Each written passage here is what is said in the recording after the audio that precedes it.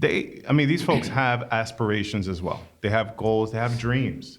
And sometimes they feel like they're shut out of not just the economy, but also of the community. But that's not the case. This is for the culture. Hello, Newark and everybody listening in. Welcome to episode 4 of season 3, Raz in 60 with Desiree Hadley and I. Yes, excited. It was episode 3. We're almost done with the year. Last episode is 2022. That's right. This is, today we're going to be talking about our strategic plan to end chronic homelessness in the city of Newark. This was truly a collaborative effort, and we developed a very comprehensive plan along with many of our community partners, and we will get more into this in a few seconds. It encompasses 3 basic strategies. Homelessness is not an isolated issue, it's an issue across the country, and we have to do everything in our power to end it. When we lift up those most in need, we lift up our entire community. So with us today to discuss our comprehensive plan is the city's homelessness czar, Louis Ulerio, Jim Pulicchio, chair of the City of Newark's Homeless Commission. And following that conversation about Newark's plan, we're expanding discussion and speaking with Ken Craft from Southern California. He's the CEO of Hope the Valley Rescue Mission.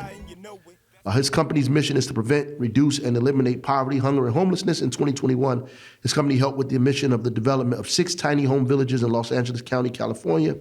These 6 villages provided over 900 beds. This was in addition to the 506 beds that are already there. Hope of the Valley Rescue Mission helped to previously develop in Southern California. All right, so I'm excited for today's show. Definitely to learn more about our comprehensive plan that was rolled out this week, right? Yesterday. So I want to go into Newark news. We're going to talk about that right before we bring on the first guest. So staying on the subject of housing. So one of my favorite programs that Newark has that your administration developed is the Newark Land Bank Section 8 home ownership conversion program. And on November 29th, you, along with Invest Newark, Youth Build Newark, and other dignitaries presented 4 families in Newark with the keys to their first home, which I thought was amazing. And I want to ask you, how did that feel to hand over those keys to those, Newark residents and to help, change the face? It was amazing. Yeah. That's probably, like you said, is one of the best programs that, does a lot for me. Just seeing people who were in generational public housing, right, the opportunity to own their own home, backyard, just watching them and hearing them. And that last woman was really, really, really, heartfelt, that situation. Right. So it's exciting. We want to do it more. Yeah. Yeah, I'm excited to see this. And I think Newark are we the only city that does it, or is he one of the... Yeah, we're the only city in New Jersey, definitely. In New Jersey, yeah. It's amazing. Yeah, I think other people are picking it up and beginning to do that. HUD is trying to expand it across the country, yeah. Mm-hmm. So Newark is setting trends as always. And another good thing that came out of this program was the Youth Build Newark, they rehabbed this program. So it's a program with 16 to 24-year-olds. They were on your conversations with, on your Friday Conversation show recently, which I think that was dope. It's amazing what this program is doing. They're helping to, employ young people in Newark and give them a skill that they can take on to build careers with. Yeah, and they're building homes in their own neighborhoods. Yeah, that's amazing. It's crazy. They get to walk past those homes and see what they've done. Mm-hmm. All right, and let's go over some of the holiday events. We're in the holiday spirit this week. So the city had their Christmas tree lighting. We finally got a new tree. That was on December 13th. Yeah, thank God for that. Yeah, and Newark also is held their menorah lighting on December 22nd. Yes, yeah. Yes, and the Kwanzaa celebration is coming up to take place on the 27th of December, which is next week. That's exciting. Yeah, those are all incredible holidays, and I'm glad we get a chance to celebrate them. Yeah. All right, Mayor, so we can bring on the first guest. You ready? Yep. All right. Yep. Let's bring on Mr. Louis Ulerio, City of Newark Homeless Czar, and Jim Pulicchio.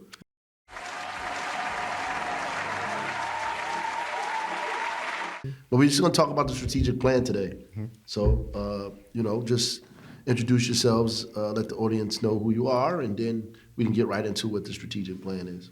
Sounds good. Thank you for having me. My name is Louis Ulerio. I'm the Homeless Czar for the City of Newark and also Director of the Mayor's Office of Homeless Services. Yeah, good morning, Desiree. Thanks for having me, Mayor. Good morning, Jim Pulicchio. I'm Chairman of the Homeless Commission for the City of Newark. All right, awesome. Good Nice to stuff. meet you both. Yeah. So let's take it from the beginning. How did the idea of this strategic plan come about? Yeah, I mean, it really started, because of the pandemic, right? We learned that during that really challenging period that we can come together and, it looked like we literally bend systems to serve people in need during some really difficult times. And it just showed the ability of our community to come together to really take on some really big challenges. And we wanted to continue that. And, the mayor charged us to develop this plan to build off of that momentum, to build a plan that will take us through the next few years to continue doing some of that work and making some deeper impact in our community with partners, right? Public and private, county, state, and local. Really coming together under this plan to really have some collective impact on how we were going to be able to do this. Yeah. All right. So can you explain some of your community partners?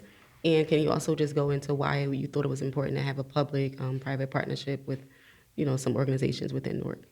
Yeah, like the mayor says, this issue is heavy, right? It's heavy stuff. This is not easy. It's very complex. So we knew that we had to reach out of city government, right, across systems, across sectors, to our peers at the county and a state level, to our public and private partners, and really bring people together around a plan, right, a roadmap on how we're going to really be able to tackle something like this large, and move it, right, because we do need people to move this very heavy object. So we knew that we wanted to bring people together to develop these strategies. So I'm really proud to say that it was a very overwhelming response from our community. They wanted to be a part of this. It was over 100 community members, raised their hand to be a part of, whether it's a work group or an interview or brainstorming. And that's important. But to me, what I'm most proud of is that we included the voice of the unhoused in our city. So we also went into our shelters. We conducted focus groups to hear from them, right? Their voice is really what made this plan. I thought that it was so important to just listen to them on how we can do better, right? And what we need to do to move this forward. So we did these focus groups, and we also did surveys across 3 drop-in centers. So it's a really quick survey. We had our partners do them, and it's really simple questions. What do you need now, and what do you need to get you moving, and what is something we can do to improve as a city, as a shelter, or as the Office of Homeless Services. So to me, that was really key in this and developing this, and I'm really proud of that as well. Sounds If I good. could just add to that, I think, Louis summed it up, really nicely. And I have to say, from a private sector perspective, I met the mayor, many years ago, and we discussed a number of topics that, affect the city and our relationship with the city. And I think the strategic plan comes from, for me, was critical because, you need a roadmap. And this defines a roadmap, and it really sets the stage for where we go. But the mayor's sense for humanity and his belief that collaboration between government and the private sector and philanthropic foundations and boots on the ground social services, that vision, pulling that together, to me, from an operator's perspective, that became real for me, right? That I understood that's how you solve problems. Making all that happen is not easy, right? Orchestrating all of that. And the mayor convinced me. He'll tell you about how we met originally, but that convinced me that with the proper plan and what Louis described is exactly it. That's boots on the ground work, right? This didn't just fall out of the sky. That's meaningful, and I really do think it sets a proper roadmap for us to be able to explain what we're doing. It has the input of the community, which is critical, and it's real. And I think it will evolve, and you'll see it to continue to evolve with input from people, because we're not perfect. We think we got a pretty good plan laid out here, but I can promise you we'll continue to improve it so that it looks like what the community requires as we continue to move forward. So I'm pretty excited about that. Yeah. You want to go ahead, Mayor? No, that's good stuff. And you also spoke to individuals that are actually homeless in order to put this together. How was that experience? I mean, to me, it was it was heartbreaking, right? Because you hear their stories, right? Their journeys, where they're coming from, and these folks have aspirations as well. They have goals, they have dreams. And sometimes they feel like they're shut out of not just the economy, but also of the community. But that's not the case. Obviously, we were there to listen to them and how we can do better, kind of break down that barrier. Because, if you stay in shelter for a very long time, unfortunately, you start developing this mindset that this is where you're going to be. It's not. It's not. And that's why we were there. We wanted to listen to them. And we really weren't surprised about the responses. I mean, it was a lot of the same themes, right? They wanted their private space. They wanted the culture in the shelters to improve, right? They wanted people to respect them and to speak to them, right, with respect. So that's something we need to do better with.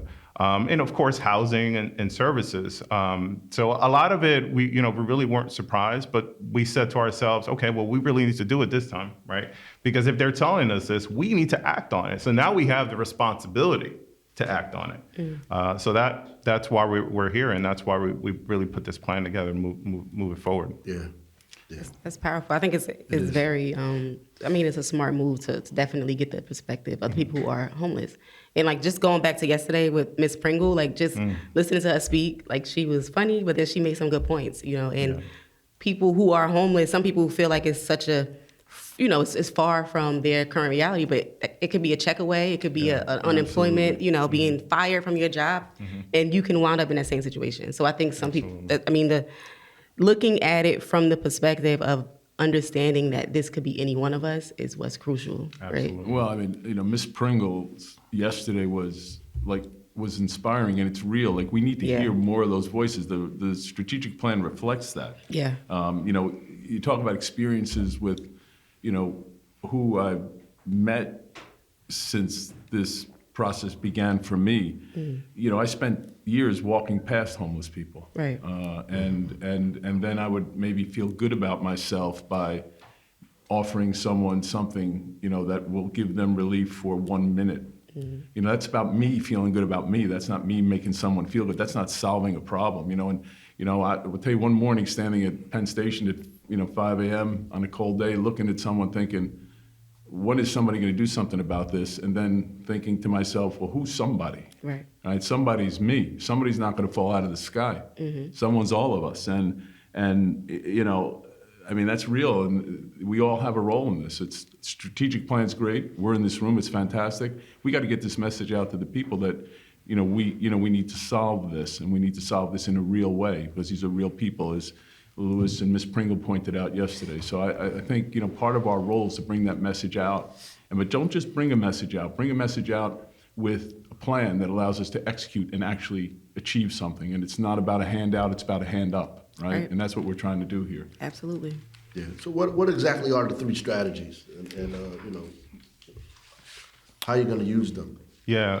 So, we thought about just like the continuum, right? Like, how do we bring someone that's, and again, we decided to serve chronically homeless because we knew that was the most vulnerable population in our city, and the folks that are more likely to be on the streets and in shelter too long, right? So we knew that was the group we wanted to serve first through this plan, because if we improve the systems for them, then we can kind of uplift the entire system for everyone else. So the strategy one is just focused on street homeless. So these are folks that are literally on the streets. We just have to, there's a lot of good work happening right now.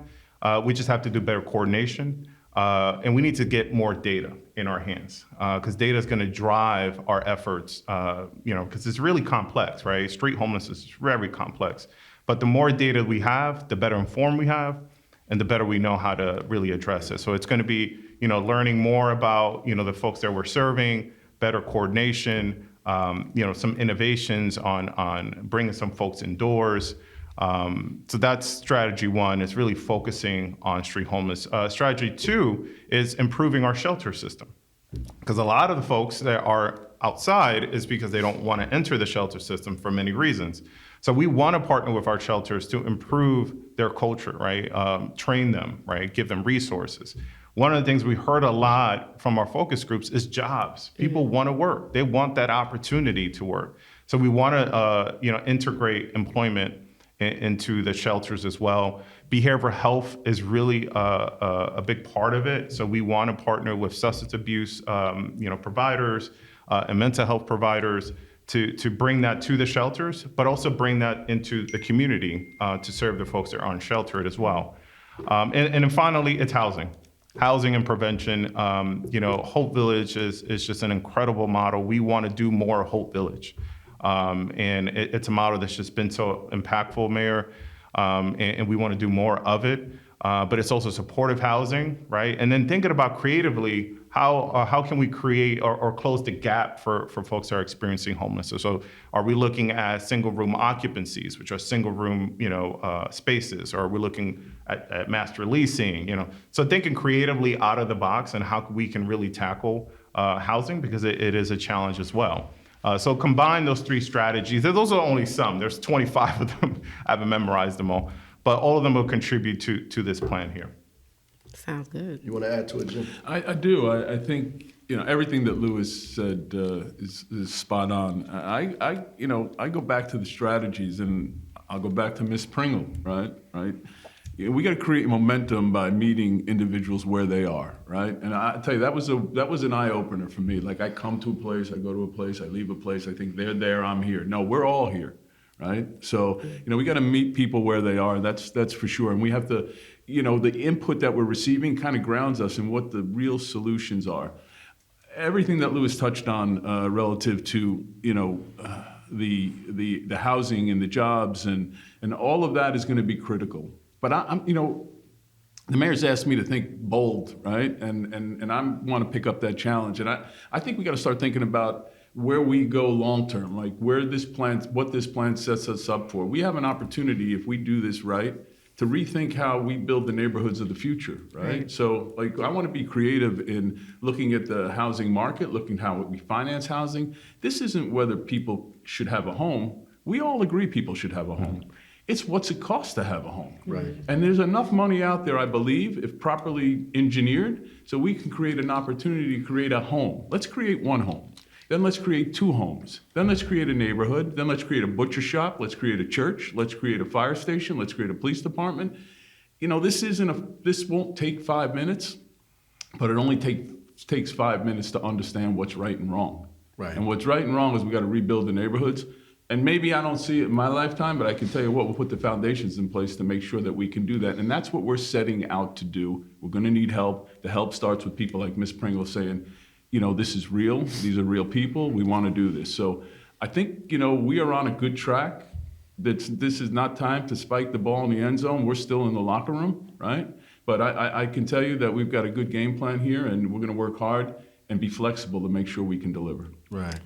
Sounds It's good. ironic what you said, like in the earliest stages of human development, like people could basically go outside and grab some twigs and leaves and build something and be under whatever they shelter themselves, right? And be free from the elements that were, dangerous to them. I mean, the society advances and becomes more, have more resources, and that problem that didn't exist then becomes a problem now that we've organized people into society. Now you can't get a shelter over your head, right? You can't, and if you just put anything together, then that's a problem, right? So it's just interesting that the society advances itself, but the problem we didn't have when we were basically primitive becomes a problem for us when we become more sophisticated, right? So I think it can be dealt with too. Yeah. I think, you make a great point, Mayor, and we may be more primitive than we think Right. when it comes to how we think about these problems. And we ought to be listening more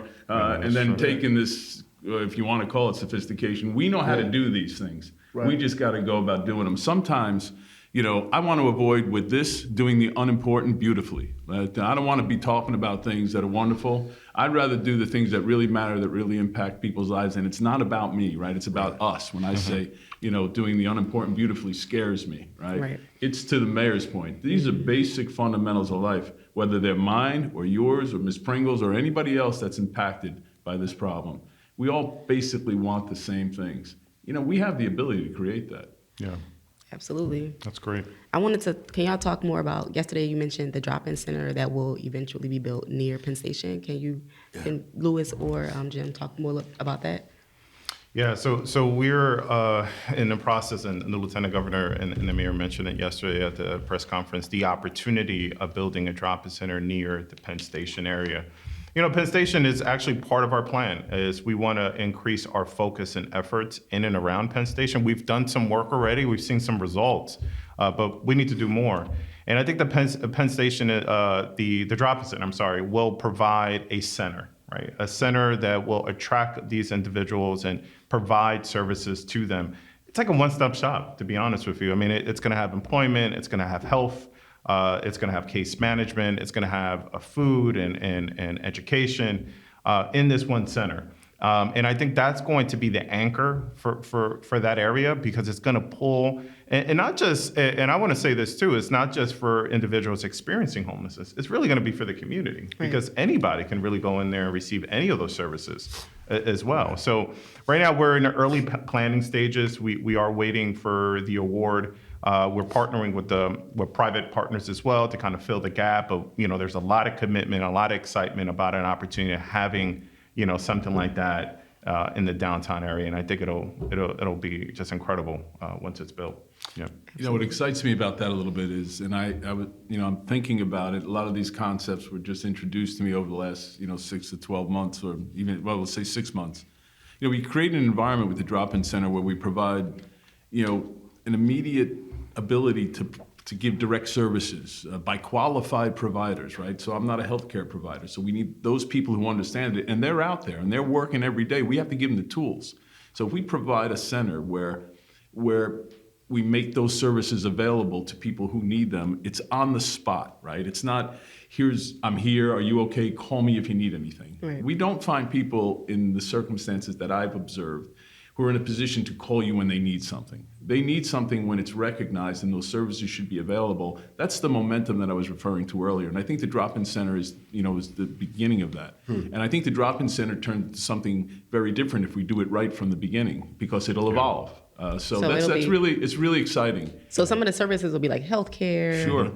Job placement, workforce development, and things like counseling, that. Counseling, mental where health required, services. provided by professionals who understand that, right? We ask different elements of our social structure now to provide those services, and they're not qualified, right? And I do think there's a connectivity between a center like that, the social system for providing, well, I'll call it the social court, right? The social courts that exist in the city today that provide guidance and protect the community, and of course law enforcement and how law enforcement interacts and can interact differently. Now I'm probably getting a little over my skis here, but I'm telling you, we got to touch all the bases, because everyone has a role in this, and from what I have seen, everyone's intentions are good. Yeah, and we need to create more entry points for individuals who are in need of services, because sometimes it's really difficult for them to navigate, right? There's so many numbers, so many doors they got to knock on. But if we come up with really clear entry points where they can come and they have clear expectations of what services they're going to receive, it's just going to make things easier, and the drop-in center could be just that.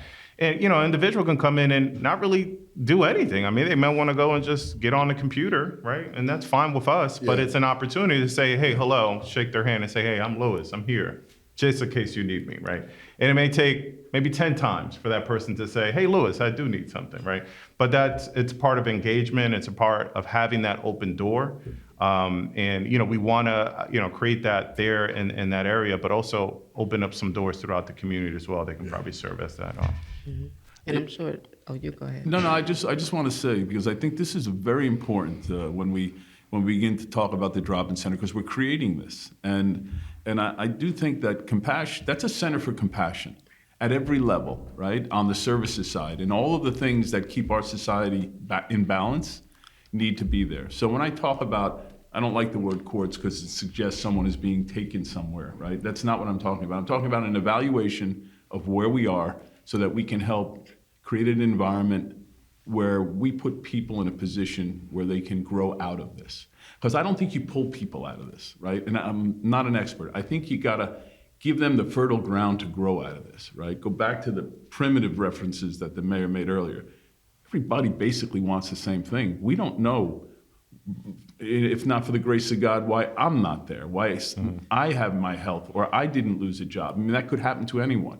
We just gotta create the fertile ground for them to grow, and I think that center could potentially, if we do it right, provide the opportunity to do that. Absolutely. That's an excellent analogy. That's right. It definitely is. Yeah. So any last things you guys want to say about the plan, period, that you think folks should know? I mean, it's comprehensive, led by the community, and it's going to be driven by data. I mean, those are three important, really foundations that this plan stands on. And it's really, like I said during the press conference, it's a call to action. I mean, we're asking people, be a part of this, right? This is our community. This is a rare moment that we can come together. There's a lot of energy around this, and people are excited about this opportunity. And it's very unique, right? This is something that could potentially be a national model, right? You have private and public, all levels of city government coming around this issue. And we're expecting greatness. I mean, we're expecting some really great outcomes. So we're really excited about that. So join us if you want to be a part of this. We're here. Okay. So, and I think, like you said, it can be the possibility of it becoming a model for at least for the state and maybe even the country. I mean, Newark continues to set the bar, in so many ways with public safety, with this, with homelessness. I think it's amazing. And how can people, if people want to be involved and want to help or want to just give some, some ideas, how can they do that? So to end homelessness at ci.newark.nj.us. All right. Yep, send me a message. We'll take it from there. Jim, you have anything else? I just want to thank you for giving us the platform to talk to people. And as Louis said, I want to encourage people to be involved and be engaged.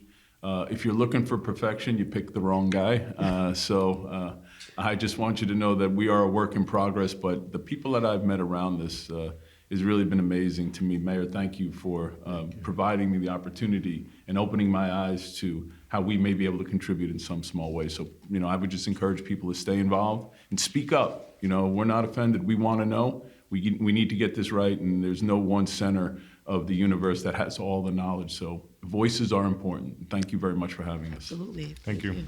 Thank you for getting on. Yeah.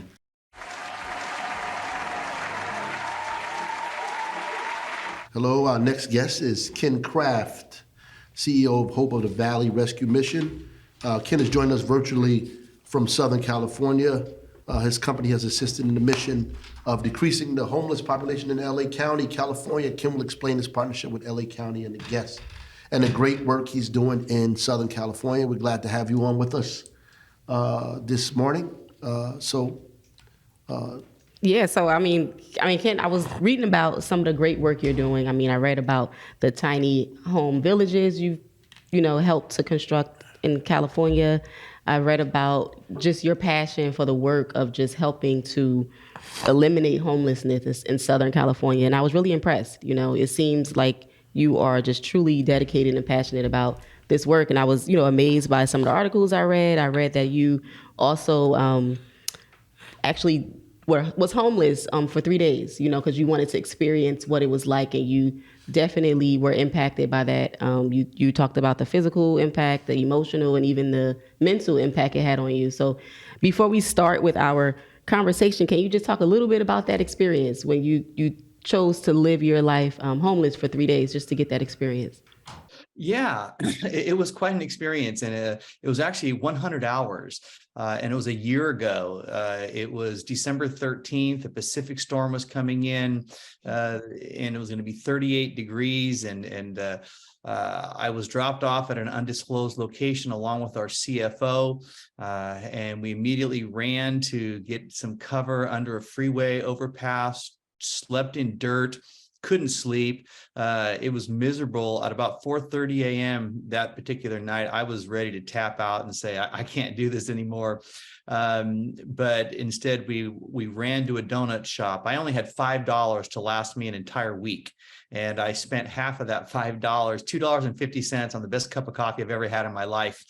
And then from there, then I had to go to the bathroom when there's no bathroom. So I had to run to a Taco Bell. I had to charge my phone, but they didn't have any plugs. So I had to run to a Starbucks only to find out that they didn't have any more plugs because they don't want homeless charging their phones. And so it was just this constant, learning experience. I got kicked out of a shopping center for no other reason than the fact that I looked homeless. I had a backpack but my takeaway from all of that being on the streets was that it's nearly impossible to stay sober, sane, and safe living on the streets. And we must do anything and everything we can to bring people indoors so that they can move out of survival mode into possibility mode. Wow, that's amazing. All right. Yeah, that is an Incredible story. And it definitely, talks about how difficult it is to just live normally or just in an enjoyable life on the street, And 38 degrees is pretty cold in Southern California, but over here it might be a little warm. So how did that get you to begin thinking about the tiny homes? Well, it was interesting because as I was on the streets, when I mentioned I went to the Starbucks, there was one homeless gentleman who was sitting in a corner, and I walked up to him and I said, so how did you make it through last night? Where'd you sleep? And he told me where he slept. And I said, look, man, I'm newly homeless. I said, what advice would you give me? And it's funny, he looked at me. He had no idea who I was. And he said, man, you need to go to Hope of the Valley. And he didn't know I was the CEO of Hope of the Valley. And I said, really? I said, do you think they'd help somebody like me? And he goes, oh yeah, they help everybody. And I said, well, if they help everybody, then why are you out on the streets? And he says, I was in it with Hope of the Valley. He goes, they got me a job. I was in the shelter. I saved enough money. I moved out. And then the pandemic hit. I lost my job and I'm back on the streets, but I've been calling them every day, but they're at capacity. And man, it just broke my heart. I walked away and I made a phone call. I called our nearest shelter and I said, listen, you need to get a van here immediately, pick this guy up. I walked back to him and I said, his name was Christian. I said, hey, Christian, I said, look, I haven't been totally honest with you. I am homeless, but only part-time, for this entire week. And I told him who I was and he just had this shock look, and the van came, he started crying, I was crying, and made sure that we got him to a place of safety. But one of the things that I've realized, living in Los Angeles that has nearly 70,000 homeless people on any given night, is that we have to bring people indoors. And historically, it was very difficult to bring people indoors because of existing policy. But policy changed, and that changed in 2018 when Mayor Eric Garcetti declared a shelter emergency, which made tiny homes an allowable use for emergency housing. And so there's all kinds of different iterations of these tiny homes, but the ones that we used were called Pallet Shelter out of Seattle, Washington. They're 64 square feet and they can be erected in 1 hour's time. And inside there's 2 beds, there's air conditioning, heating, electrical plugs, windows, and most importantly, a front door that locks. And we have found that, once we educated those that were living on the streets about this possibility, that we had no trouble filling it. And we are at capacity every night. We currently have 6 tiny home communities, 460 units, and well over 900 beds. And it works. We see the fruit of it because when people come in, they're no longer worried about what am I going to eat? Where am I going to go to the bathroom? How do I protect myself? Now they can move forward and we can start working with them to address mental health issues, substance use issues, job training, and job placement. What's the name of the place that you said out of Seattle? It's called Pallet Shelter. Pallet Shelter. Yeah, great organization. And how much does that cost you guys? The units themselves are only $10,000.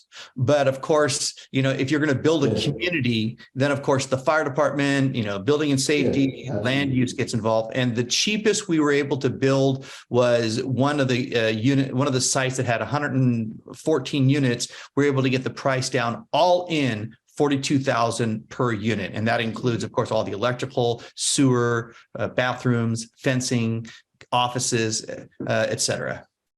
Yeah, we're embarking on the same stuff here in the city of Newark. We're definitely not paying $42,000 for it. I think we have to figure that out. I think the Yeah, cheapest we've yeah. gotten to is about 100,000. Yeah, it's an economies of scale also because it was a pretty large community, and we've just learned ways that you don't have to pour concrete pads. We can anchor them to the asphalt, and there's things that we've been able to do to kind of save money. Right. Sounds good. So, what has been the response from the homeless community since these tiny villages have been introduced? How, I guess, like, what is the response? Is it positive? Is it negative? Do people enjoy the opportunity or the option to have a tiny home to stay in? The stories abound of people who have been able to come in and they take great pride. Matter of fact, I was at one of the sites 2 nights ago, and I was walking around taking pictures because of the numbers of people that actually decorated their tiny homes with Christmas lights and with the decorations on the outside, and they have little plants on the outside and a welcome home mat, and then you look inside and they've actually taken great pride in creating a home, even though it is interim. Okay, it is transitional. It is not permanent housing. But one of the things that we say a lot at Hope of the Valley, because we do believe in permanent and supportive and affordable housing, but we know that the streets cannot be the waiting room for permanent housing any more than if I had hypothermia, you wouldn't say to me, Ken, wait in the snow until the doctor can see you. No, we must bring people indoors and stabilize them and begin to address those underlying issues while we're creating the affordable housing. There's a lot of affordable housing and supportive housing projects going on, but typically those take 2 to 3 years to build. And in the meantime, we need to bring people indoors, and the tiny homes allow that to be a viable solution. Right. So what is the time frame that people have when staying in this tiny home, until they are able to find the permanent housing? How long is their stay normally? Is it a couple weeks, months? Yeah, well, in a perfect world, interim housing, such as the tiny homes, should be a 3 to 6 month process. But the problem is you have to have throughput. You have to have somewhere for them to go, out of the interim housing. And one of the challenges that we have in Los Angeles is there just is not enough affordable and permanent and supportive housing. A lot of it's being constructed right now, but it's not in place. So unfortunately, we do have people that have been living in these tiny homes for well over a year now. They have housing vouchers. We're working with them. Our housing navigators are working with them to move them into permanent housing. But actually finding that permanent housing is taking longer than we'd like. But it's just the reality of not having enough of it. Do you find that folks prefer the tiny home option as opposed to a shelter because of the fact that it's a little more personal, they have a little more privacy, they can kind of like make it feel more like a house or a home for them? Yeah, that's a great question, because we've been kind of measuring it, because yes, we do have, these 6 tiny home communities with over 900 beds, but we also have 3 very large congregant shelters where each one kind of has their own private cubicle and their own private space, but they don't have doors on them. And so we've kind of been measuring, what is the response? And it's interesting because you have a lot of folks that do prefer the tiny homes, but you have a number that actually prefer the congregant sites with their own cubicle. And one of the reasons why is just because of it's all temperature controlled. With the tiny homes, you have your tiny home that's temperature controlled, but if you have to go to the bathroom, you have to walk to an outdoor, to a shower unit or a bathroom unit, and it can still be pretty cold at night. But yet the indoor sites, it's all under one roof, temperature controlled. And I do find that the congregant sites, people get to know each other better. There's more integration with residents, building that community faster. Sometimes in the tiny home communities, the fact that they have their own private place and they can lock the door and be by themselves, it creates a bit more isolation. So there's definitely pros and cons to both of them. And one of the things that we say at Hope of the Valley, it's not either or, it's yes and. It's all of the above. whatever we can do, whatever we can create, so that we have a safe space where people can come in, whether it's a tiny home, whether it's a congregant site, whether it's shared housing site, safe parking, whatever it is, we've got to create that space. I mean, I think you pretty much answered most of my questions. Sounds good. The work is amazing. The work It's is amazing work. We'd love to hear more about that. We need to connect you with our guy over here, Louis Lario. We just got finished talking to them, see if we could, get some support on the work that we're doing here. It's great work, and I understand the new mayor in LA Bass has taken this on head first. So, God bless the efforts that you guys are doing out there. It was one more thing I want to ask Ken about the partnership you have, or you're working closely with the county of LA to help. They are the ones who are helping to fund this, right? The county of Los Angeles. Can you talk about that partnership? It's actually the city of Los Angeles. So, we worked very closely with the city of Los Angeles in the design, the layout, but yes, they did fund it. So they're the ones that put up the money. And it's interesting that the locations that these tiny home communities are built on is all government-owned land. And that's what helps expedite the process and helps keep the price down. So we're not like purchasing this land. Like the very first site that we opened on Chandler Boulevard was Rec and Park site. So the city recreation and park site. The second one was a recreation and park site. The third one was a city-owned parking lot. The fourth one was a Metro parking lot, which is our bus system. And then the next one was a Caltrans along the side of the freeway land. And then the last one was a rec and park site. So you see government entities all working together and saying, what spare land do we have that is not being utilized that could be used now under an emergency and under a crisis to bring people in? So we work very closely with the city on these tiny home projects. And also we're working very closely with the state of California, as we recently have been able to purchase 4 hotels. And we are now in the process of converting those hotels into 181 units and 724 beds that will be used predominantly for moms and kids that are experiencing homelessness in Los Angeles. Wow. Outstanding. Yeah. Good work, man. Doing God's work. Thank you for sharing with us today. We appreciate you being on our show and sharing over here in New Jersey. The kind of work we obviously got our work cut out for us, but not as big as you guys. And you're doing a great and awesome job over there. And thanks for being here at 7 a.m. your time. Right. Thank you. Right. God bless you. Take care. Thank you. All right. Thank you. God bless you. Bye-bye.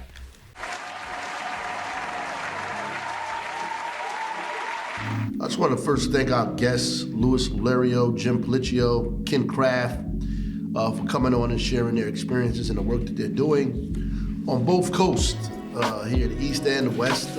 Stay tuned for more developments from the city of Newark around eliminating homelessness and how you can get involved. And I'm going to thank everybody for listening, of course. And make sure you share this episode link and all other episodes of Raz and 60 with your social circle. And remember, extreme poverty anywhere is a threat to human security everywhere. Kofi Annan, 7th Secretary General of the United Nations. God bless y'all. Happy holidays.